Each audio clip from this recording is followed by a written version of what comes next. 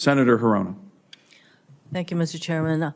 I get that a full-year CR is going to present some very unique challenges for all of our services, including our Space Force. So we will do what we can to help you all.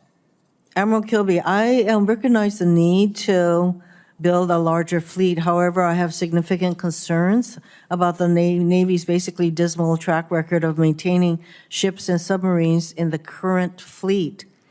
We consistently see delays, increased costs, ships without adequate crew, a lack of spare parts, and other issues.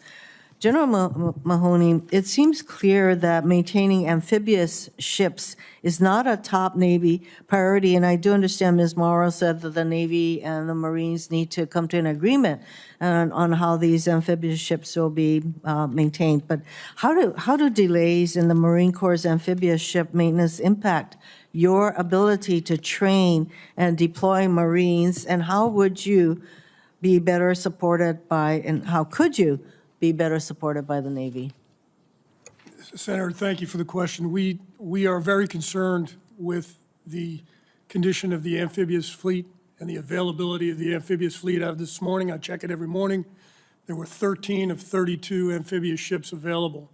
In order to get to a goal of 3.0 MEUs, that is heel-to-toe MEUs, combined with their amphibious shipping off the East Coast, one off the East Coast, one off the West Coast, and one in the FDNF, that number is not going to do it. I look at it in short, medium, and kind of longer term, perhaps, solution sets, and we're working closely with the Navy. Of course, we have to get to terms of reference. We can't classify a ship that hasn't sailed in 10 years and probably never will sail as an available ship of any class, much less an amphib. But what I would say is we need to resource amphibious shipping to make it to their service lives and not decommission them early. Secondly, we have to get ahead of the maintenance curve. That means years ahead of port loading, of availability sequences, getting the avails in on time, making sure that we have the parts and the maintenance crews to maintain them and get them out of the avails on time. More toward the midterm, we need to make every ship count with service life extensions and midlife upgrades. Lastly, Thank you. I'm sorry to interrupt, but I think that your needs are being clearly articulated, and as Ms. Morris suggested, we need to have, it sounds like a good suggestion to me, that the Navy and the Marine Corps need to get to an agreement on what we're going to do with the maintenance of these amphibious ships. To have only 13 out of 32 available is what we say unacceptable. So as we sit here, can we have a commitment from the Navy that you are going to get into an agreement on this issue with the Marine Corps? Ranking Member Hirono, you have my commitment to that. We do brief off the same data, which is an improvement in the Navy and the Marine Corps. We have the same database, so we look at the things similarly from big deck amphibs to LPDs to LSDs. So to me, that's a start. But we have to do better. Thank you. I agree. You need to do better.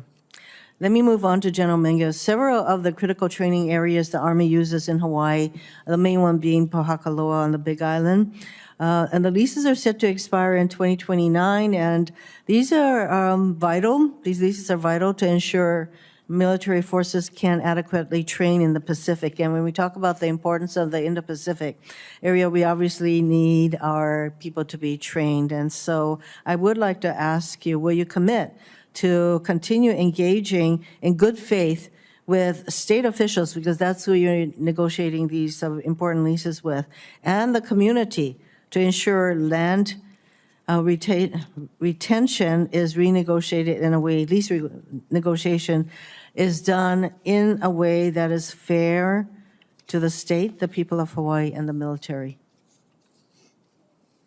General Mingus? Absolutely, ma'am. We are committed to that. Since 2017, we've been working this. As you are well aware, over 500 town halls, meetings, various engagements that are out there 2029 seems like a long ways away, but it'll be here tomorrow. I know that it's not. And so we will continue to, and are committed to working this with you. And to the extent that a land swap may be in the offing, I do believe that we need to provide the Secretary of the Army with the authority for that. Is that correct? Yes, ma'am. Mr. Chairman, like you, I have a number of other questions. Could I just go over 1 minute? Sure. Thanks. Thank you. So, General Mingus, last year we spoke at this hearing about the Army's crumbling infrastructure in the Indo-Pacific region.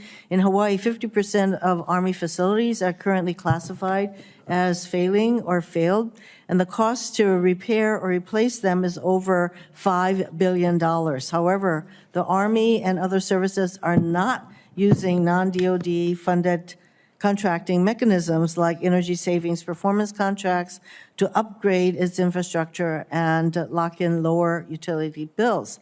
What is the Army's plan to repair or replace infrastructure in Hawaii and the Indo-Pacific? Ma'am, as we talked last year, there were significant investments in 23, 24. We're committed to that for 25 and beyond. We know that the water and some of the critical infrastructure underneath a lot of these locations are failing. We actually think it's maybe in excess of $5 billion. We've committed over $1 billion for this next year, so we absolutely want to work with you on those infrastructure, to include the leadership that goes with this as well. Kwajalein is an example where that was largely paid for with RDT&E dollars. We've actually put a garrison commander there to make sure that the leadership, in addition to the resources, is there to fix these problems. I think the energy projects, for example, are important because the Army is the biggest user of the military, DoD, Army in particular, is the biggest user of energy, and whatever sums you can save on energy costs as well can go to other needed necessary projects. So would you commit to clear the logjam on installation of energy projects funded through non-DoD contract mechanisms? Absolutely take a look at that, ma'am. Yes. Yes. Thank you. Thank you, Senator Thank you. Hirono.